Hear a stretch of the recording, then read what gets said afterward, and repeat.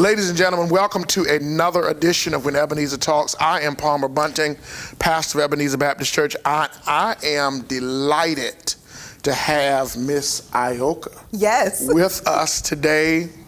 She is working currently with the Rosenwald School revitalization project, and she's going to give us the proper terms and the proper title momentarily. Miss Ahyoka, tell us about yourself. How did you come to the Eastern Shore? How did you get here? Yes. Well, first of all, I want to say thank you. You're welcome. Thank you for saying yes. What you're doing is extremely important, allowing people's voices to get out there in the community. So I don't take your time or this opportunity for granted. So I appreciate you. Bless you. Well, my name is Ahyoka Yeshua. My family and I, my husband, and we have 3 children. 6-year-old Aya, my son who's 13, Ion, and 14, he's about to be 14, and my daughter Kyle, who's 15. Okay. And we came here. You want to hear the real story? I want to hear the real story. They want to hear the real story. They want to hear the real story. Okay, so we're going to give you the real story. We were called. Okay. So when the Father said, get up and go, we said, okay, we're going to get up and go. Okay. But we were in Maryland at first, and what we thought was going to happen did not happen. Okay. I have family who's from the shore, and they have a home here. So we came and made our way down here as a resting stop because we were trying to find our home and figure out where we belong, where He wanted us to be. And in the process, we realized in settling here that this is where we were supposed to be. The calling and what was needed. Just experiencing, because we came from Georgia. Okay. So experiencing the difference of the two and understanding, okay, Father, what's the assignment? Mm-hmm. Why am I here? What do you need me to do? You called us, we're following you, we're following your footstep. What do you have us to do while we're here? And when we settled, we realized to bring our skills, gifts, and talents, to uplift and bring hope, to understand the rural area, because we have a nonprofit personally that we're here to serve. So being able to understand the challenges that even the rural community face, just basic things that sometimes living in a city, you don't realize that you take for granted. And it was an eye-opener. Okay. It was definitely an eye-opener, and it was an adjustment at the same time. Okay. Now, you came here to the Eastern Shore from Maryland, but you spoke to me before we went on air that you're originally from Georgia. Tell us about what area in Georgia, what did you do while you were there? Yes. And all of that. Well, my husband's family's from Georgia. I was actually born and raised in D.C. Okay. But went to high school down there, came back to D.C., graduated from American University in elementary education, and went back to Georgia. While I was down there, my family started a marketing agency. Okay. And I worked within the business for 2 decades. Oh, wow. And we had an office in Atlanta and one in South Africa. So dealt with major campaigns, public relations, you name it. I had a chance to touch every aspect of that brick and mortar and loved it.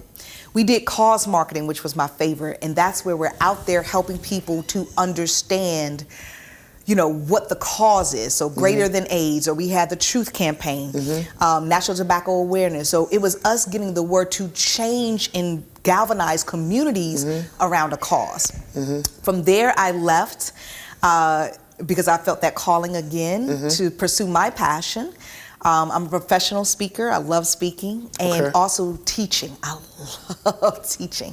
So I started working with moms in business and helping them to not have to choose between the two, because your home comes first, then business comes. So my family has a rich history in Georgia. My uncle was the first African-American mayor of Atlanta.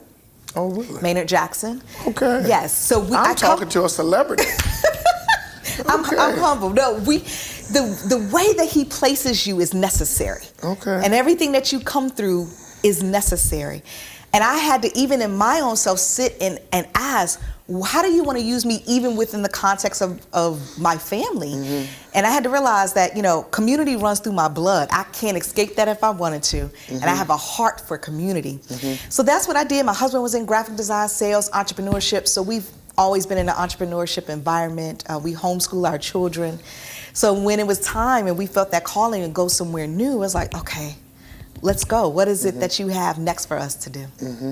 So tell us, how did you get connected with the Rosenwald School? With the Rosenwald School. Uh-huh. Yeah, so Cape Charles Rosenwald School Restoration Initiative. Okay. First, let's back up. Let's talk about what that type of school is, because on the Eastern Shore, we know the one-room schools, the two-room schools.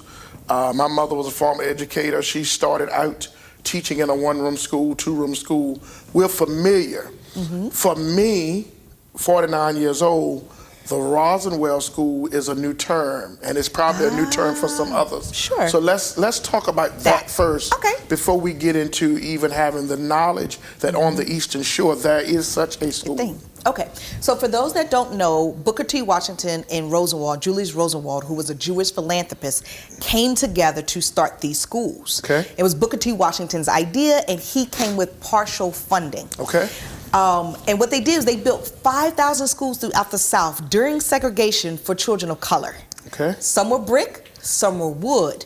Very few still exist. A lot of them are now being revitalized. We have a brick one here on the shore, which is rare. So Booker T. Washington was able to raise the funds, and the community and the church came together and raised a lot of the funds to get the resources, working with Rosenwald, to have the schools built.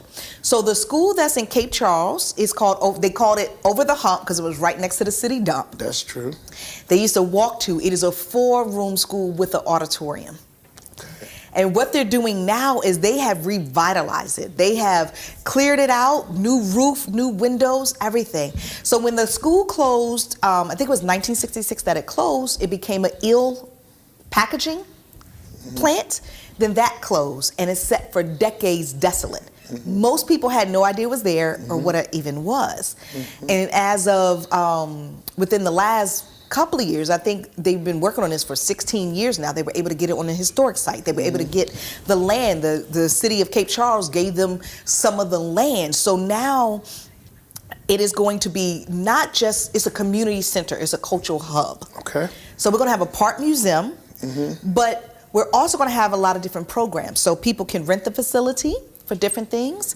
The community college is going to host classes down there. Really? Yes. Okay. So you don't have to drive all the way from the tip of Kipto Peak all the way to Melfa. That's true. Right, to go to, to pursue that. And as we know, sometimes, do you have a car on the shore? Do you have the gas? Like, there are things that are just regular barriers. So we're here to help make a difference. We're working with workforce development, so that we can have job training there. We have an industrial kitchen for those who are into planting and packaging their, their jams and different things. They don't have to travel so far. And those are just some of the programs that we're having. We have also a pond and a walking trail when everything is done. Oh, it's gonna be so beautiful. You gotta come. Tell us about the auditorium. What are your plans for the auditorium? You're gonna have programs, or what type of program do you envision to have? Well, that's the beautiful thing. We have different things from symposiums, lectures. Again, it could be rented for weddings, for events. It's a flexible space. So we have the auditorium, and then we have 2 classrooms where it has a wall partition that can be removed and that can be opened up. But one of the unique things that we're doing, Pastor Bunting, is that we're not coming up with all the programming. We're headed out to the community to find out what they need. Because what's the point of opening up this beautiful building and nobody comes because it's not meeting their needs? So there are certain things we have to do because of the grants that we've acquired, but outside of that, that's why they brought me on as the community engagement consultant, to get out there to find out what's taking place, what is needed. So recently we had, February 23rd, we had a book panel discussion that was phenomenal. 80 people showed up, and then we had a filming of, it's called Monuments with Blackboards, the Virginia Rosenwald schools. And so our school is mentioned as well as others, and it's going to air on PBS. We had 170 people come out to watch that film and learn more. But there's so much more work to do. So actually, at the end of this month, March 29th, we're having a State of the Shore symposium. Really? Yes. And what it is reigniting the faith-based community. Because we got work to do. So we're pulling together pastors from different denominations to come together, have breakfast, find out about Rosenwald, what we're here to offer, but also what we need from the church, because the church is the foundation of the community. That's true. So what is it that you need? What challenges are being faced by your people, and how Rosenwald can partner together to really meet those needs? So that's happening March 29th. Okay. We're reaching out to different pastors. That's going to be from 10:30 to 12:30 at the Sheraton Fire Station. Okay. And then April 11th at Kipto Peak Elementary at 6 o'clock, we're having a community event, and it's open to everyone on the shore. So please tell your congregation to come out. Okay. And we're going to introduce to them the programs that we have and what we're doing, and get their feedback. Okay. What do you see? What do you need? Because it's one thing to do the work, it's another thing to live it. Okay. So being able to hear from them, well, no, that's awesome, but I need computers. I need access for my children to be able to do their homework. Okay, great. Now we hear that. Who do we need to sponsor with? Who do we need to partner with? We've been talking with someone at NASA, because they want to develop a pipeline to train more people on the shore, to hire them at Wallop. So we're setting up these opportunities for the shore to revitalize it. Have you ran into any, with this new presidential administration, and I know they're very early in their administration, have you ran into any obstacles so far with them in your quest to bring this school to fruition? Not yet. However, it does remind you focus-wise. Okay. And it reminds you that you have to, as a community, regardless of what happens, because government could do whatever, same thing with sponsors and grants. That's true. They could say, you know what, we're helping women in violence this year, next year we're going to deal with dogs, and now your money is gone. So you really have to think self-sufficient, in my personal opinion. Like, how do we, like we used to do, pull ourselves up out of bootstraps? How do we come together as a collective? Diversity, inclusion, everyone. How do we work together? Whether, it doesn't matter the ethnicity, we're here as a community, because the shore is ours. From the bridge all the way up to the state line. This is our home.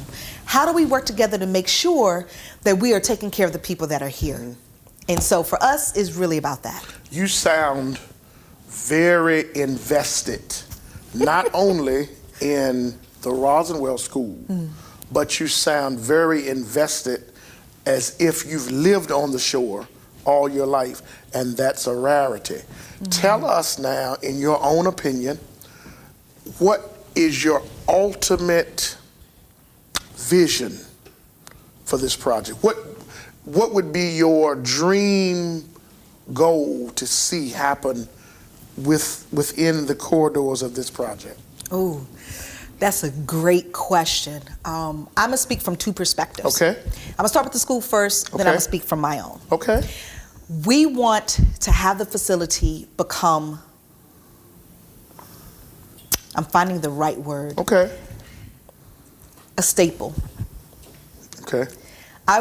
We want it to be where, like, you know how you go in your home and there's certain brands or different things that you have all the time. That's what we want the school to be, that you know this is the place to go to help push you forward, to help really get you to where you're trying to go. That's important. We want to know that we are making an impact and a difference. Okay. And from what I've come to understand and learn, there's been a lot of challenges between Cape Charles and other areas because of what it was back then. That's true. Dealing with a lot of racism, so there's a lot of trauma, actually, from what I'm hearing. That's on the whole Eastern Shore.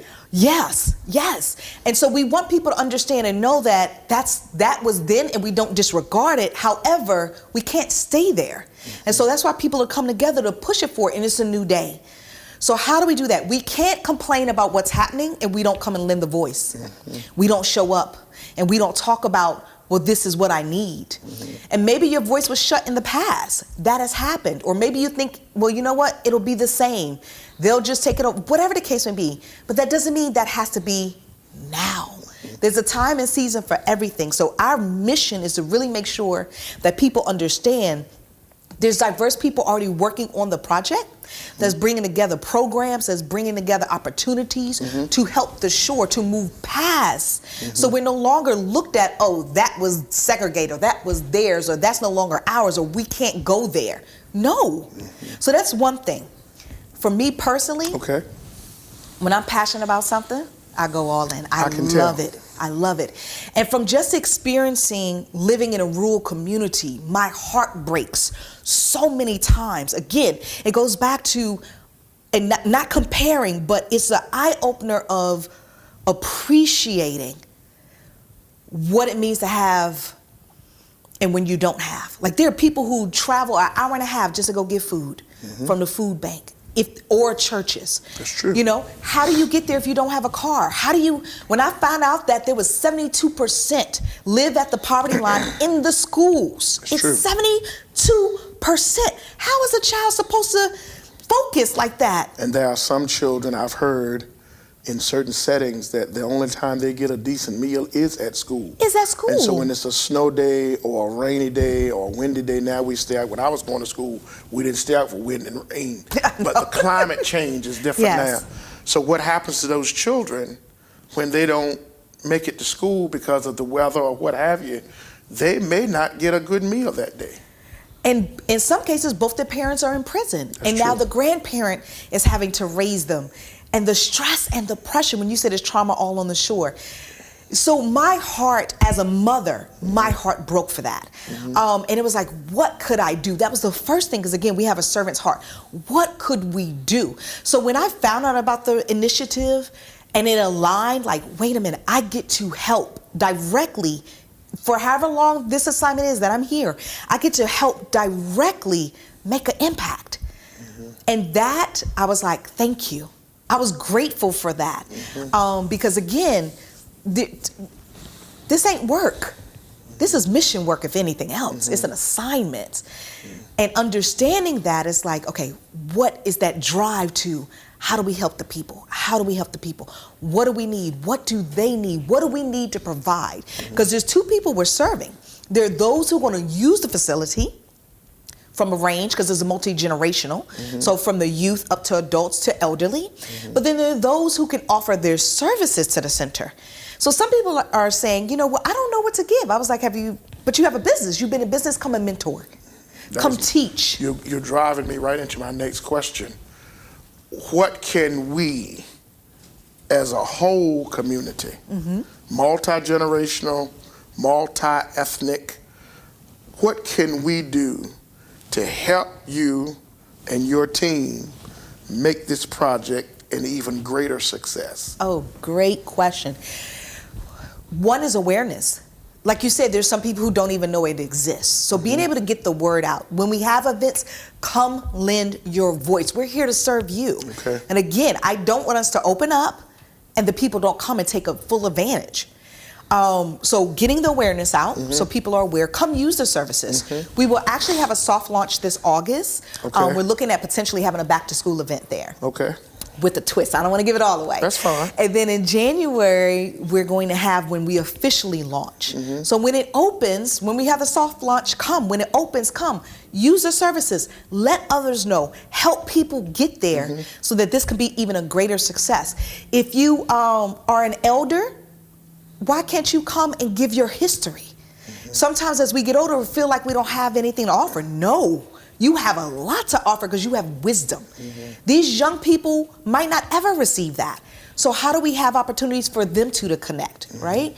If you've been a teacher, come volunteer, come tutor, because those children, they need it. Yeah. Again, in business, come and teach entrepreneurship. Come be an apprentice, show some youth, get the boys. As a man, get the boys up under your wing and show them this is what it means to be a healthy man, to be a man of faith, a man in a community. This is what it means. And I'm telling you, I feel within my being that if we do this way, we can change the shore. We can change it where it's not forgotten. We can change it to the aspect that people will say, okay, they're going somewhere. They're doing something. People don't have to leave the shore in order to find opportunity. It will be here. Thank you for your passion. Ladies and gentlemen, I want you to do something that we don't normally do.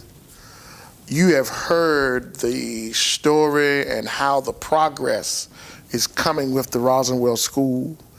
And you've heard our guests talk about some ideas that they want to have or hear in hopes of making this project an even better project for the community.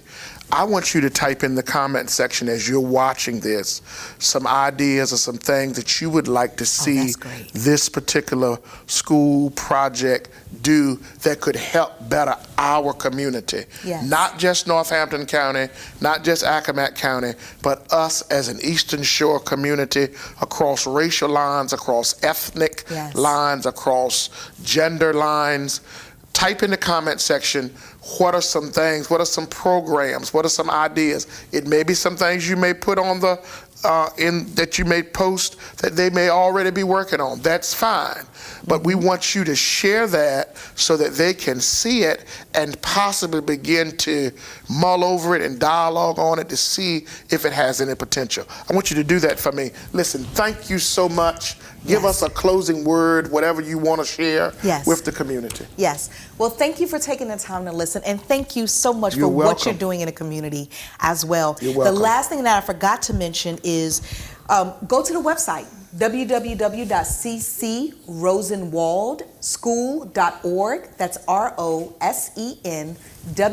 ROSENWALD school.org. You can read more about the history. You could find out what's coming up as far as events. And if you feel led, you can make a donation to support what we're doing. Because one last thing that we'll be doing is we're going to be getting different Zoom recordings of the progress of the school, so people can come to the website and see, oh, we have the windows in now, or really become a part of this journey. At the end of the day, that's what we want. What I'd like to do, if you would allow me, Yes. is that maybe in a couple of months or whenever you feel the progress has moved further, I would like to come back and have another conversation with Absolutely. you, but only do it on site at the school. Oh, I would love that. But we could do a walk-through tour. I'll get my team and we'll walk through, we'll talk and walk together through the school and share that on our outlets so that the people can now begin to see all that's going on and all that will go on. So let's plan to do that. Yes. Maybe in the late spring, early summer, and so that the community can really get a good idea of what's going on. I would love that so much. God bless you. God bless your Same to family.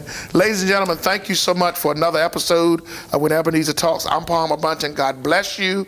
God keep you is our prayer. Peace.